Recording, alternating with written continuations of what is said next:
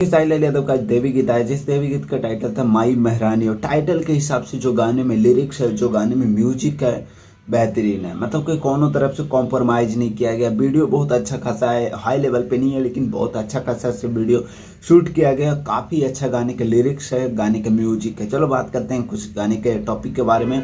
तो गाने में जिस तरह से खेसारी लाल यादव डांस कर रहे हैं, एक्ट्रेस डांस कर रही है बहुत खतरनाक लेवल पे।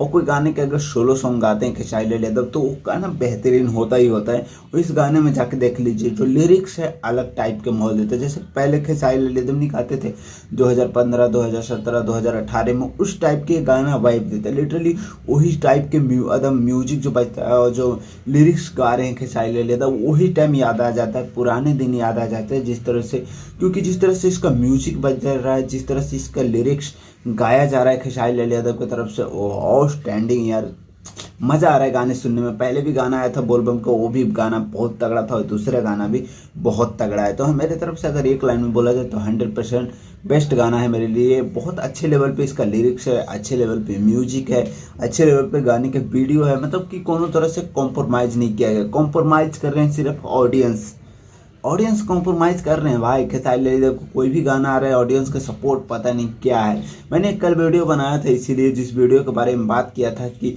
इन लोग साउथ वर्सेस साउथ और भोजपुरी के वो करते हैं कि साउथ में इतनी मूवी चलती है, यहाँ के लोग स्टोरी नहीं। भाई जब तक तुम नहीं ध्यान दोगे चीज़ों पर, तब तक उन लोग मेकर्स अपनी चीज़ें पे ग्रैंड लेवल जाएंगे ही नहीं। कभी वही सब चीज़ें बनाते रहेंगे जो आप लोग देख रहे हो।